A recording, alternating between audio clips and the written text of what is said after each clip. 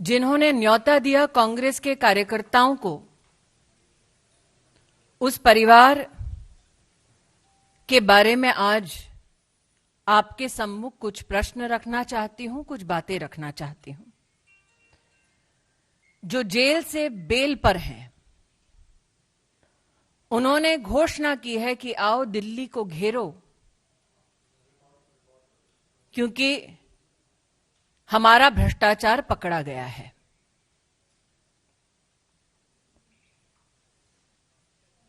एक investigating agency पर दबाव डालने के लिए कांग्रेस शासित राज्यों के वरिष्ठ नेताओं को विशेष आमंत्रित किया गया है। इन्वेस्टिगेटिव एजेंसी के ऊपर दबाव डालना खुलेआम, कांग्रेस की इस रणनीति को आप क्या नाम देंगे? भ्रष्टाचार के किन मुद्दों पर राहुल गांधी को तलब किया गया है, उन पर थोड़ा विचार करें। एक ऐसी कंपनी 1930 के दशक में गठित होती है जिसका काम है अखबार का प्रकाशन। उस कंपनी का नाम एसोसिएटेड जर्नल लिमिटेड। उस वक्त जिसके शेयर होल्डर थे 5000 से ज्यादा स्वतंत्रता सेनानी, और जिस पर अब कब्जा है गांधी खानदान का। जिस अखबार के प्रकाशन के लिए स्वतंत्रता सेनानी शेयर होल्डर्स सुनिश्चित की गए, उसकी शेयर होल्डिंग एक परिवार को इसलिए दी गई ताकि वो अखबार का प्रकाशन ना करें, बल्कि रियल एस्टेट का बिजनेस करें। साल 2008 में इस कंपनी ने अपने ऊपर 90 करोड़ का कर्जा चढ़ा लिया था और फैसला किया कि अब यह कंपनी प्रॉपर्टी के बिजनेस में उतरेगी। साल 2010 5 लाख रुपए से यंग इंडिया लिमिटेड नाम की कंपनी बनाई गई। महासचिव राहुल गांधी डायरेक्टर के रूप में इसमें सम्मिलित हुए। 75% मात्र उनकी हिस्सेदारी थी, बाकी उनकी माताजी के पास, मोतीलाल वोरा जी और ऑस्कर फर्नांडिस जी जैसे नेताओं के पास। इसके बाद एजीएल के 9 crore shares young India limited को दिए जाते हैं। 9 करोड़ शेयर्स के साथ यंग इंडियन को इस कंपनी के 99% शेयर्स हासिल होते हैं। कांग्रेस पार्टी कंपनी को, मतलब एजीएल को 90 करोड़ का लोन देती है, जो कांग्रेस पार्टी माफ कर देती है। आज मेरा प्रश्न है विनम्रता से उन लोगों से जिन्होंने कांग्रेस का समर्थन किया, कांग्रेस पार्टी के लिए डोनेशन दिया ताकि लोकतांत्रिक गतिविधियों में वो हिस्सा ले सके। क्या ऐसे डोनर्स की ये मंशा थी कि उनका पैसा कांग्रेस पार्टी उस कंपनी को समर्पित कर दे जिसमें मालिकाना हक गांधी खानदान का? मालिकाना हक कोई भी सामाजिक कार्य के लिए नहीं, क्योंकि यंग इंडिया ने अपनी स्थापना के वक्त एक लाइसेंस लिया under section 25 of companies act कि वो सिर्फ चैरिटी करेंगे। लेकिन साल 2016 में यंग इंडिया ने इस बात को स्वीकार किया कि उन्होंने 6 वर्ष की अवधि में चैरिटी का एक भी काम नहीं किया।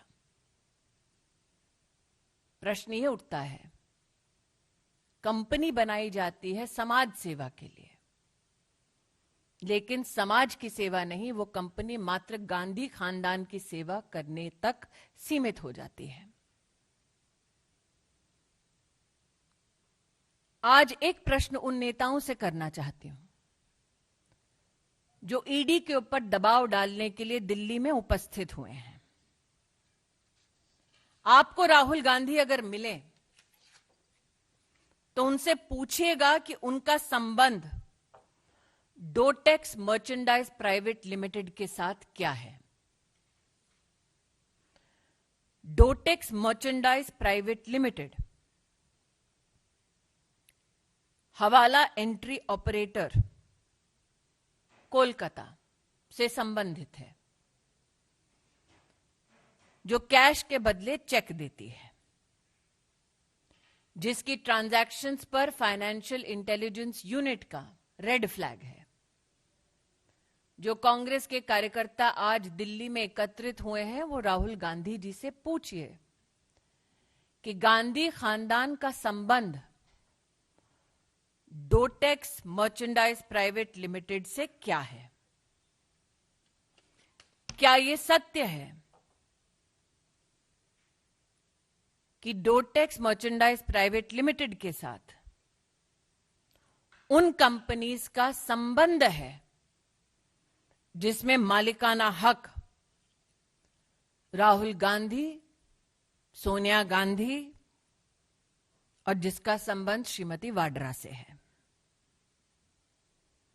आज जो लोग इन्वेस्टिगेशन एजेंसीज पर दबाव डालना चाहते हैं, उनका ध्यान आकृष्ट करूंगी दिल्ली हाईकोर्ट के 2019 के एक जजमेंट के वाक्य पर।